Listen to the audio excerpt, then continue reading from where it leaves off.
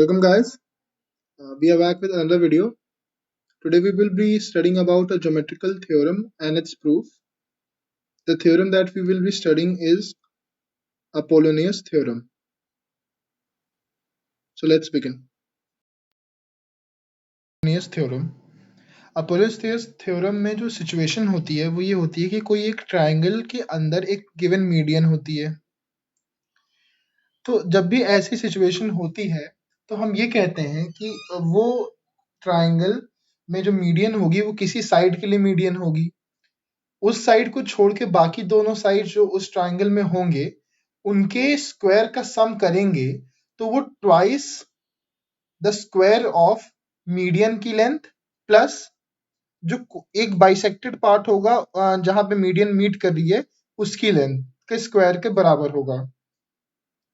अगर हम इसको स्टेटमेंट में देखें जो कॉपी पे लिखा है तो ये कहता है, थ्योरम ये कहता है कि अगर ये ट्राइंगल एबीसी है और बी एम आपकी मीडियन है, तो अगर बी एम मीडियन है तो ये जो ए एम और एम सी है वो दोनों बराबर होंगे।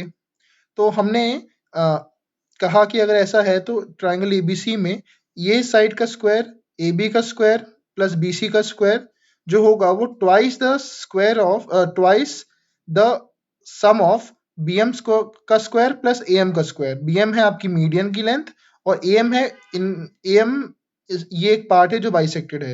ए एम की जगह हम सी एम स्क्वायर भी ले सकते थे लेकिन हमने इसलिए नहीं लिया क्योंकि दोनों की लेंथ बराबर है, तो दोनों में से कोई भी लें बात एक ही होती है। A M is equals to M C, तो दोनों में से कोई भी एक लें बात बराबर है। इसका प्रूफ देखते हैं। मान लीजिए हमने ए बी को की लेंथ ए ले ली, बी सी की लेंथ बी ले ली और ए सी की लेंथ 2c ली। ए सी की लेंथ 2c लेने से फायदा ये है ए एम और एम सी जो है वो बराबर है लेंथ में। तो अगर ए एम और एम सी बराबर है लेंथ में तो A M equals to M C is equals to C आ जाएगा। अगर ऐसा है तो हमने कहा चलो ठीक है, फिर हम इसको प्रूफ करने की तरफ आगे बढ़ते हैं। ये तो हमने सिर्फ लेंथ वेंथ अज्यूम की थी। प्रूफ करने के लिए हम आगे बढ़ते हैं तो हम एक परपेंडिकुलर ड्रॉप करते हैं from B to the side A C. हमने परपेंडिकुलर ड्रॉप किया तो हमने देखा कि हम 3 ट्राइंगल ऑब्जर्व करें जिसमें राइट एंगल दिख रहा है। एक ट्राइंगल ए डी बी, दूसरा ट्राइंगल बी डी सी और तीसरा ट्राइंगल बी डी एम। इनमें हम पाइथागोरस अप्लाई करते हैं तीनों ट्राइंगल में एक एक बार और हमें कुछ इक्वेशन मिलती हैं, उन्हीं के दम पे हम इसको सॉल्व करते हैं। पहला जो मिलता है जब हम ए डी बी में लगाते हैं इस ट्राइंगल में ए डी बी, तो पाइथागोरस कहता है A B square is equals to A D square plus B D square. मैंने यही लिखा है। या ए बी की लेंथ हम देख सकते हैं ए है, ए डी की लेंथ हमने अज्यूम कर ली एक्स है और बी डी की लेंथ हमने अज्यूम कर ली एच है। तो हम कह सकते हैं A square is equals to X square plus H square. ये हमारी पहली इक्वेशन। अब जब हम ट्राइंगल बी डी सी में अप्लाई करते हैं पाइथागोरस थ्योरम तो हम ये कह सकते हैं कि B C square is equals to B D square plus D C square. B D square हमने एच लिया था तो हमने देखिए अगर एक मिनट, तो बी सी स्क्वायर हमारा बी स्क्वायर हो जाएगा। जो ये डी भी लिखा हूं मैं लेकिन ये बी डी होता है तो ये एच स्क्वायर हो जाएगा। डीसी की लेंथ को हम ऑब्जर्व करते हैं एक बार। जो डीसी है वो दो लेंथ डीएम और सीएम से मिलके बनी है। तो अगर हम सीएम प्लस डीएम करें या फिर हम सीएम प्लस एमडी, सेम बात है, अगर करें तो हमें क्या मिलता है? जो सीएम था वो सी के बराबर था। कहाँ? ए सी इक्वल्स टू सी, तो जो सीएम होगा वो सी के बराबर होगा। अगर सीएम सी के बराबर है और हमने एएम भी आपके सी के बराबर था और हमने एडी को एक्स अज्यूम किया तो इसका मतलब जो डीएम होगा वो सी माइनस एक्स होगा और जो डीसी था वो आपका डीएम प्लस सीएम था। तो जो डीसी हो गया डीएम प्लस सीएम हो गया तो ये सी माइनस एक्स था और ये सी था लेंथ में, तो ये 2c माइनस एक्स डीसी की लेंथ हो गई। तो हमने इस इक्वेशन को ऐसे लिख लिया। दूसरी, अब हमने जब दोबारा पाइथागोरस थ्योरम अप्लाई किया ट्राइंगल बीडीएम में, अगर हमने अप्लाई किया ट्राइंगल बीडीएम में तो हमने ऑब्जर्व किया कि वो जो लगेगा पाइथागोरस वो इस तरह से लगेगा, B M square is equals to B D square plus D M square. तो बी एम स्क्वायर को हमने बी एम स्क्वायर ही लिखा, उसका कोई वेरिएबल नहीं माना उसकी लेंथ को। और बी डी हमें पता है एच था, हमने यही अज्यूम किया था। और जो ये dm था वो हमने यहाँ लिखा था c माइनस एक्स का स्क्वायर, तो ये c माइनस एक्स का स्क्वायर लिख लिया। ये तीसरी इक्वेशन आई। इन तीनों इक्वेशन के दम पे ये हम ये LHS इक्वल्स टू ये जो एक्सप्रेशन है इसमें LHS equals to RHS prove करेंगे। तो नेक्स्ट पेज पे आते हैं। तो नेक्स्ट पेज पे आ गए हम। तो हमें प्रूव करना था जो एक्सप्रेशन वो हमने लिख लिया, am square plus bc square is equals to twice of bm square plus am square. यही एक्सप्रेशन हमने प्रीवियस पेज पे लिखा था। तो हमने जो तीनों इक्वेशंस थी, हम तीनों इक्वेशन को एक बार लिख लिए कि a square is equals to X square plus H square, b square is equals to H square plus 2c minus X का whole square and bm square is equals to H square plus c minus X का whole square. तो अगर हमने values रखी, जो हमने length की values assume की थी, ए बी बी सी और ए एम की वैल्यूज अज्यूम की थी, बी एम की हमने कोई वैल्यू अज्यूम नहीं की, तो रखते हैं। तो A square plus B square is equals to 2 twice of B M square plus C square. अब हम देख सकते हैं कि हमारे पास A square is equals to X square plus H square है और B square is equals to H square plus 2c minus X का होल स्क्वायर है। तो हम LHS में इसको रखते हैं।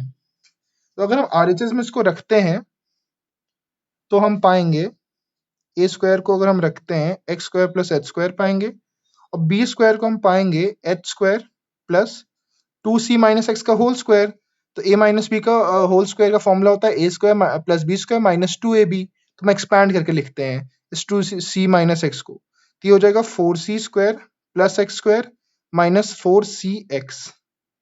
ये आपका ये आपका a स्क्वायर है और ये आपका b स्क्वायर है। अब ये आपका twice of bm square H square plus c minus X का होल स्क्वायर है। तो अगर हम bm स्क्वायर को लिखें और तो c माइनस एक्स को एक्सपैंड भी कर लें, तो ये c square plus X square minus 2cx आ जाएगा plus c square. c square के लिए तो इक्वेशन थी नहीं, c स्क्वायर तो अपने में हमने लिखा था।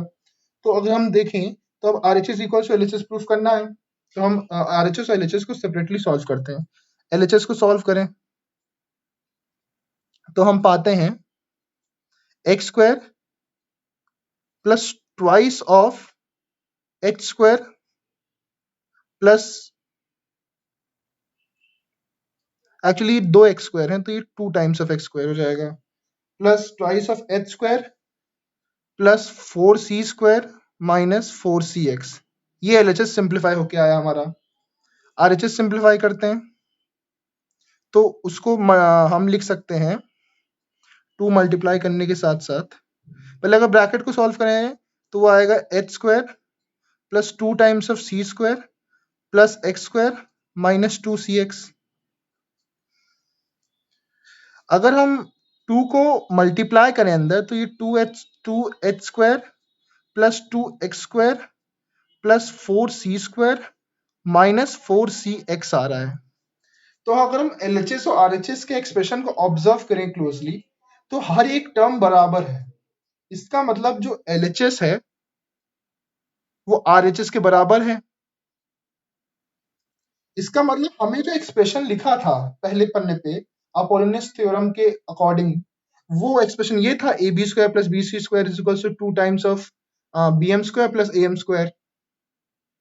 तो अगर ये LHS इक्वल टू RHS हमने प्रूव कर दिया किस एक्सप्रेशन के लिए, अपोलोनियस थ्योरम ने हमें जो एक्सप्रेशन दिया था, तो इसका मतलब अपोलोनियस थ्योरम ट्रू है। तो अगर मैं समराइज करूं अगर अपोलोनियस थ्योरम को, तो हम कह सकते हैं कि अगर अपोलोनियस थ्योरम में सिचुएशन ये होती है कि अगर कोई ट्राइंगल है ए बी सी और एक मीडियन है से बी डी, हो सकता है मैं सेम पॉइंट्स ना लूं लेकिन किसी भी ट्राइंगल के लिए ट्रू है। तो ए बी सी और ये बी डी जो है वो मीडियन है, यानी ए डी और डी सी जो है लेंथ है वो बराबर है, और ए बी है और ये बी डी आपकी मीडियन है, बी डी इज मीडियन।